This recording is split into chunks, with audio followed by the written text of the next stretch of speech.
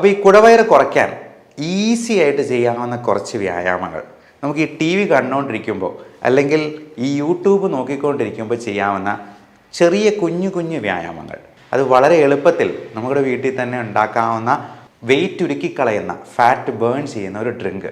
ഇത് വയറ് കുറയാൻ മാത്രമല്ല കേട്ടോ, നമ്മുടെ ഉള്ളിലുള്ള കാർബൺ ഡൈ ഓക്സൈഡിൻ്റെ അളവ് പരമാവധി കുറയ്ക്കാനായിട്ടും പ്രത്യേകിച്ചും റെസ്പിറേറ്ററി ഫെയിലിയർ ഉള്ള പേഷ്യൻസിന് നമ്മളിത് പറഞ്ഞു കൊടുക്കാറുണ്ട്. മധുരം, ബേക്കറി സാധനങ്ങൾ, മൈദ അടങ്ങിയത്, പിന്നെ കപ്പ, ചേന, ചേമ്പ് പോലുള്ള കിഴങ്ങ് വർഗ്ഗത്തിൽപ്പെടുന്നത് എല്ലാം നല്ല പോലെ സ്റ്റാർച്ചും കാർബോഹൈഡ്രേറ്റും കൂട്ടുന്നതാണ്. കുടവയർ കുറയ്ക്കുക എന്നുള്ളത് എല്ലാവരുടെയും അത്യന്താപേക്ഷിതമായിട്ടുള്ള ഒരു ആവശ്യമായി മാറിയിരിക്കുന്നുണ്ട്. കുടവയർ ഉണ്ടാക്കുന്ന ശാരീരിക പ്രശ്നങ്ങൾ വേറൊരു ഭാഗത്ത്, അതുമൂലമുണ്ടാകുന്ന നാണക്കേടും ബോഡി ഷേമിങ്ങും വേറൊരു ഭാഗത്ത്. അപ്പോൾ ഈ കുടവയറ് കുറയ്ക്കാൻ ഈസി ആയിട്ട് ചെയ്യാവുന്ന കുറച്ച് വ്യായാമങ്ങൾ നമുക്ക് ഈ ടി വി കണ്ടുകൊണ്ടിരിക്കുമ്പോൾ അല്ലെങ്കിൽ ഈ യൂട്യൂബ് നോക്കിക്കൊണ്ടിരിക്കുമ്പോൾ ചെയ്യാവുന്ന ചെറിയ കുഞ്ഞു കുഞ്ഞു വ്യായാമങ്ങൾ, അതുപോലെ നമുക്ക് അതിനു വേണ്ടി തയ്യാറാക്കാവുന്ന ഒരു ഡ്രിങ്ക്, അത് വളരെ എളുപ്പത്തിൽ നമ്മുടെ വീട്ടിൽ തന്നെ ഉണ്ടാക്കാവുന്ന അവൈലബിൾ ആയിട്ടുള്ള സാധനങ്ങൾ കൊണ്ടുണ്ടാക്കാവുന്ന ഒരു ന്യൂട്രീഷ്യസ് ആയിട്ടുള്ള വെയിറ്റ് ഉരുക്കിക്കളയുന്ന, ഫാറ്റ് ബേൺ ചെയ്യുന്ന ഒരു ഡ്രിങ്ക്. ഇത് രണ്ടുമാണ് ഞാൻ ഇന്ന് നിങ്ങൾക്ക് മുമ്പിൽ അവതരിപ്പിക്കുന്നത്. ഇതൊരു 14 ഡേയ്സ് ചലഞ്ചാണ്. 2 ആഴ്ചത്തേക്ക് 14 ദിവസത്തേക്ക് നിങ്ങളിത് കൃത്യമായിട്ട് ഫോളോ ചെയ്യുക.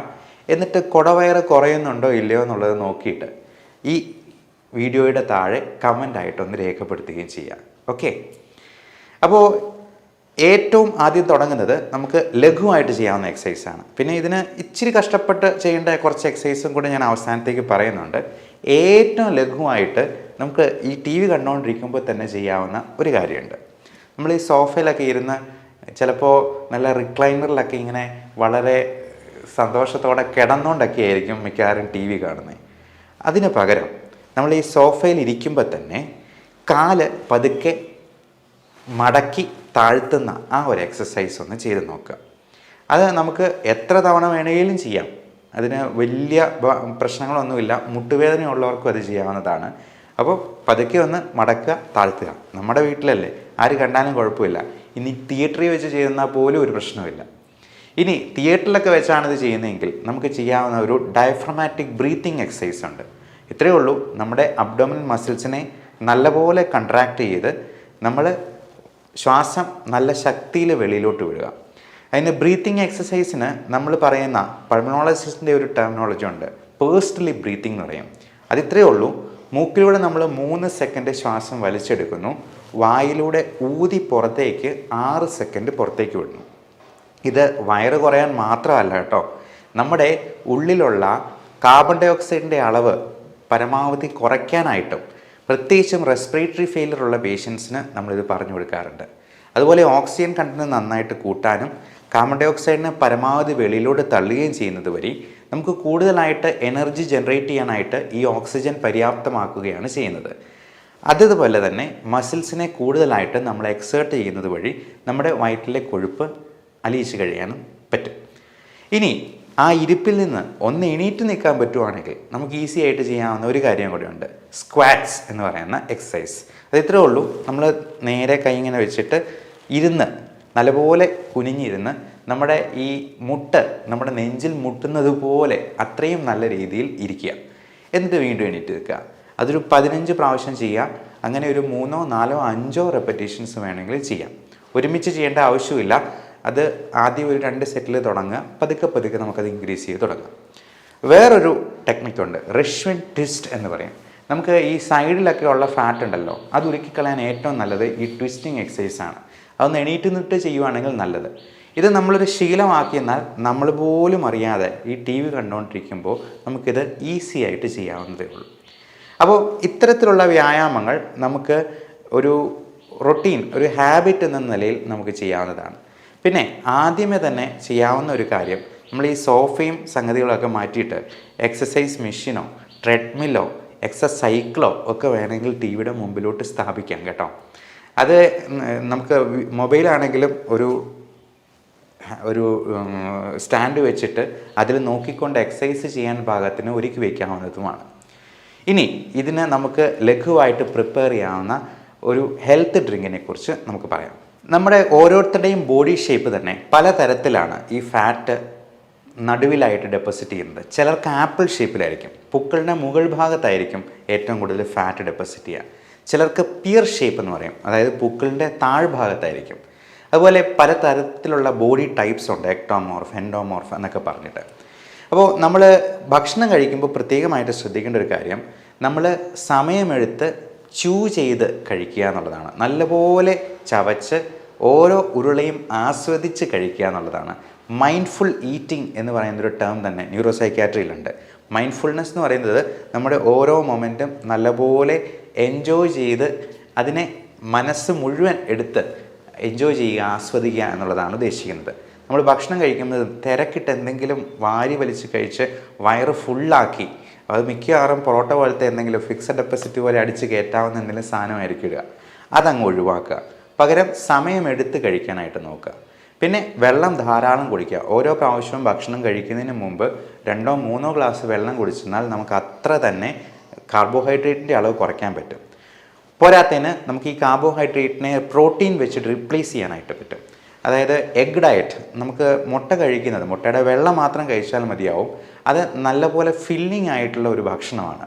മുട്ടയുടെ വെള്ള 2-3 എണ്ണം കഴിക്കാം. അപ്പോൾ അതുപോലെ തന്നെ ഇതിന് മുമ്പായിട്ട് മരുന്ന് പോലെ കഴിക്കേണ്ട ചില സാധനങ്ങളുണ്ട്.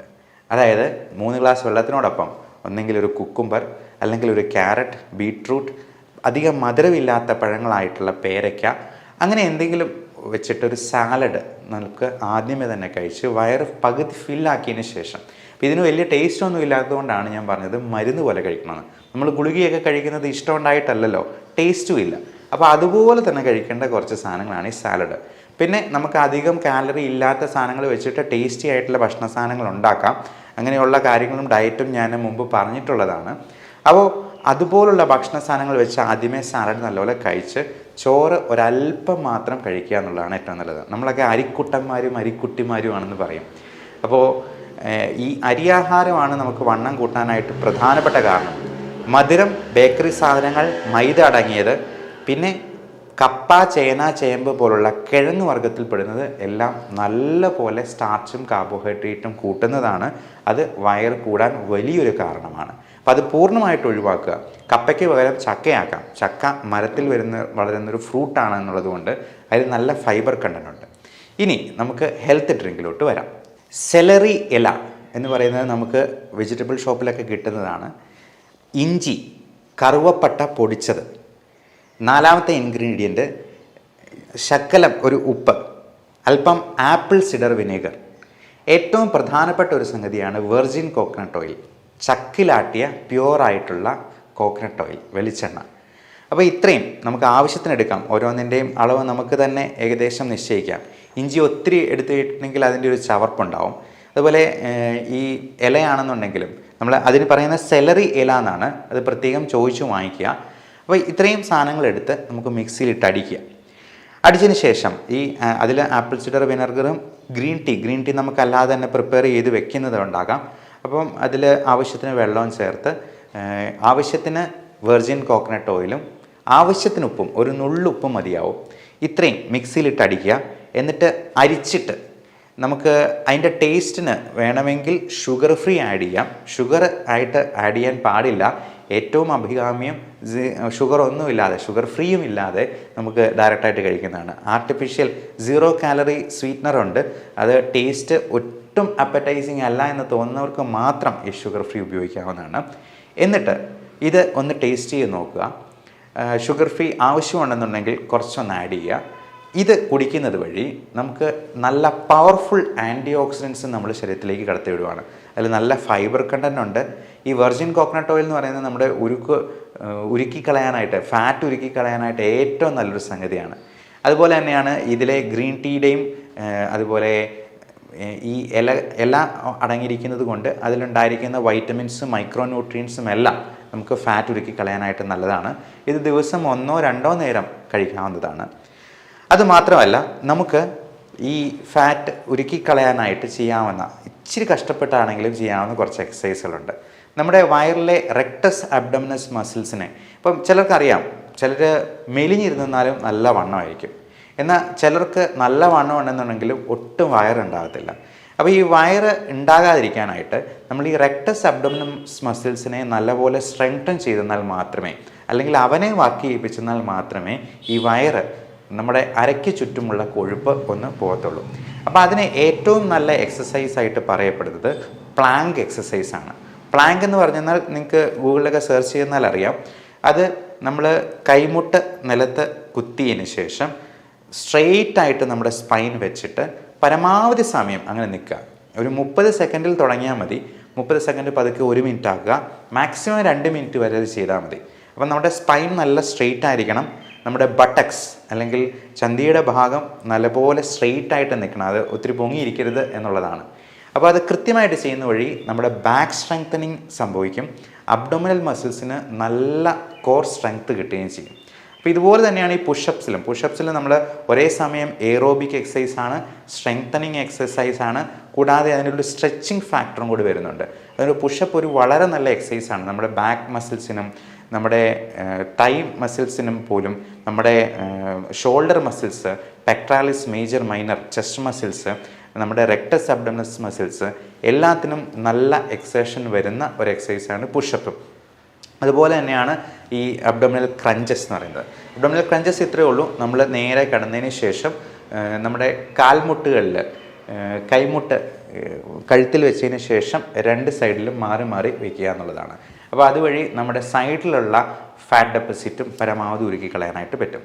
അതുപോലെ ബട്ടർഫ്ലൈ ഫ്ലിക്സ് ഉണ്ട്. നമുക്ക് നേരെ കടന്നതിന് ശേഷം കാലുകൾ തുഴയുന്ന പോലെ അല്ലെങ്കിൽ സൈക്കിൾ ഔട്ടുന്നത് പോലെ, വായുവിലേക്ക് സൈക്കിൾ ഔട്ടുന്ന പോലെ, അത് മുട്ടുവേദന ഉള്ളവർക്കും ചെയ്യാവുന്നതാണ്. നടക്കാനും ഓടാനും ഒക്കെയാണ് മുട്ടുവേദനക്കാർക്ക് ഏറ്റവും ബുദ്ധിമുട്ട്. അവർക്ക് പകരം ഈ എക്സസൈസ് ചെയ്യാവുന്നതാണ്. മുകളിലോട്ട് സൈക്കിൾ ഔട്ടുന്നത് ഒരു തരത്തിൽ വെരിക്കോസ് വെയിനെയും ഹെൽപ്പ് ചെയ്യുന്നതാണ്. അപ്പോൾ ഇങ്ങനെയുള്ള എക്സസൈസ് വഴി നമ്മുടെ വയറ് പരമാവധി കുറയ്ക്കാനായിട്ട് നോക്കുക. ഇതിൽ ചെയ്യാൻ പറ്റുന്ന 1-2 എക്സസൈസുകളും കൂടി ഞാൻ പറയാം. ലെഗ് റേസിങ് എന്ന് പറയുന്നത് നമ്മൾ നേരെ കിടന്നതിന് ശേഷം കാല് രണ്ടും ഒന്ന് മുകളിലോട്ടൊന്ന് പൊക്കിക്കുക. 90 ഡിഗ്രിയിലല്ല പൊക്കേണ്ടത്, ഒരു 45 ഡിഗ്രി ആംഗിളിൽ വരുന്നത് പോലെ പൊക്കി വയ്ക്കുക. അതിൻ്റെ കൂടെ ശക്കലം കഴുത്തും കൂടി ഒന്ന് പൊക്കിയെന്നാൽ നമുക്ക് ആ വയറിൻ്റെ അവിടെ നല്ല പോലെ പിടുത്തം അറിയാൻ പറ്റും. അപ്പോൾ ഇതൊക്കെ നമുക്ക് എന്തെങ്കിലും യൂട്യൂബിൽ എന്തെങ്കിലും വീഡിയോ കണ്ടുകൊണ്ടിരിക്കുമ്പോൾ ചെയ്യാം, പാട്ട് കേട്ടുകൊണ്ട് ചെയ്യാം. അത് ഒരു റൊട്ടീനായിട്ട് ഇപ്പോൾ രാവിലെ തന്നെ നമുക്ക് എണീറ്റ ഉടനെ തന്നെ ഒരു 10-50 പുഷപ്പ് എടുക്കുമ്പോഴത്തേക്കും തന്നെ നമ്മളൊന്ന് ആ ഒരു ഉത്സാഹവും ബ്ലഡ് സർക്കുലേഷനും ഒക്കെ നമ്മുടെ ദിനചര്യകളിലെല്ലാം കാണാൻ പറ്റും. നമ്മുടെ ജോലിയിലും ആ ഒരു ഉത്സാഹം നമുക്ക് എക്സ്പീരിയൻസ് ചെയ്യാനായിട്ട് പറ്റും. അതുപോലെ ഈ പുഷപ്സും സ്ക്വാറ്റ്സും നമ്മൾ ഡെയിലി എക്സസൈസിൻ്റെ ഒരു ഭാഗമാക്കുന്നത് തീർച്ചയായിട്ടും ഗുണം ചെയ്യും. ഇത് എല്ലാം പല തുള്ളി പെരുവെള്ളം എന്ന കോൺസെപ്റ്റിലാണ് വർക്ക് ചെയ്യുക.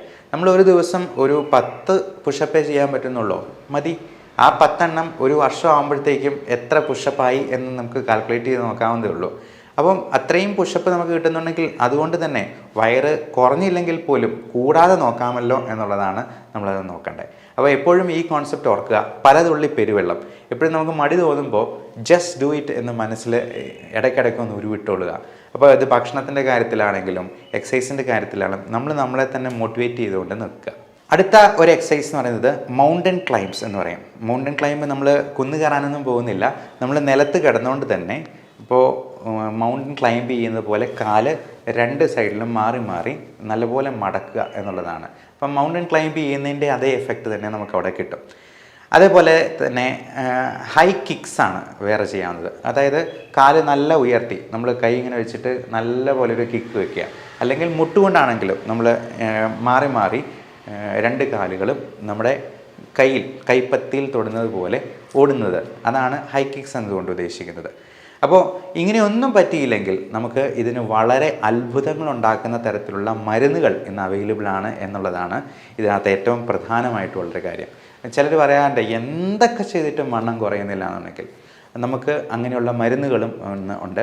അത് നമ്മുടെ ഭക്ഷണത്തിലെ ഫൈബർ കണ്ടൻറ്റ് കൂട്ടുന്ന രീതിയിലുള്ള ആൽഫ സൈക്ലോഡെക്സിൻ പോലുള്ള മരുന്നുകളുണ്ട്. അതുകൂടാതെ നമുക്ക് ഈ ഫാറ്റിൻ്റെ അബ്സോർപ്ഷൻ ഇൻഡസ്ട്രിയിൽ നിന്ന് അധികം ഉണ്ടാകാതെ ആ ഫാറ്റ് മുഴുവൻ നമ്മുടെ മലത്തിൻ്റെ കൂടെ പോകുന്ന എക്സ്ക്രീറ്റ് ചെയ്യുന്ന രീതിയിലുള്ള ഫാറ്റ് കില്ലിംഗ് ആയിട്ടുള്ള മെഡിസിൻസ് ഉണ്ട്. അത് ഒട്ടും അബ്സോർബ് ചെയ്ത് പോകത്തില്ല എന്നുള്ളത് കൊണ്ട് ഇത് മൊത്തം ഫാറ്റിലൂടെ പോകുന്നത് നമുക്ക് കാണാനും പറ്റും. ഇൻഡസ്ട്രിയിലൊക്കെ ഇപ്പം ചെറിയ ഓയിലി ആയിട്ടുള്ള സ്റ്റൂള് പോവുകയും ചെയ്യും. അപ്പം നമ്മൾ എന്തെങ്കിലും ഓയിലി ആയിട്ടുള്ള ഫുഡ് കഴിച്ചെന്നാലും അത് അബ്സോർബ് ചെയ്യാതെ ഫാറ്റ് മുഴുവൻ നമ്മുടെ മലത്തിലൂടെ തന്നെ പോകുന്ന തരത്തിലുള്ള മെഡിസിൻസും ഇന്നുണ്ട്.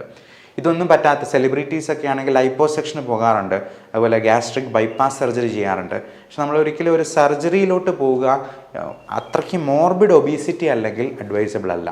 അതായത് BMI ഒരു 30-ലും കൂടുതലാണെങ്കിൽ തീർച്ചയായിട്ടും നമ്മൾ സർജറി കൺസിഡർ ചെയ്യും. അല്ലെങ്കിൽ ഈ ഗ്യാസ്ട്രിക് ബൈപ്പാസ് ഒക്കെ ചെയ്യുമ്പോൾ നമ്മുടെ ഇൻഡസ്ട്രീൻ്റെ അല്ലെങ്കിൽ വയറിൻ്റെ കുറച്ച് ഭാഗങ്ങൾ ന്യൂട്രിയൻ്റ് അബ്സോർപ്ഷൻ ഇല്ലാണ്ടാകുന്ന രീതിയിൽ ചിലപ്പോൾ കുറഞ്ഞു പോകാറുണ്ട്. കാരണം നമ്മുടെ ആവശ്യത്തിനുള്ള പ്രോട്ടീൻസും ന്യൂട്രിയൻസും ഒക്കെ അബ്സോർബ് ചെയ്യാനായിട്ടുള്ള സ്പേസ് പോലും ഇല്ലാണ്ടാകുന്നത് കൊണ്ട് ചിലപ്പോൾ ഹൈപ്പോഗ്ലൈസീമിയോ അല്ലെങ്കിൽ ന്യൂട്രിയൻ ഡെഫിഷ്യൻസിയോ ഒക്കെ ഇങ്ങനെയുള്ളവർക്ക് ലോങ് ടേമിൽ കാണാൻ സാധ്യതയുണ്ട് എന്നുള്ളത് കൊണ്ട്. അതുപോലെ ലൈപ്പോസെക്ഷൻ അതിൻ്റേതായിട്ടുള്ള ചിലപ്പോൾ സൈഡ് എഫക്ട്സ് ഉണ്ടാകാം.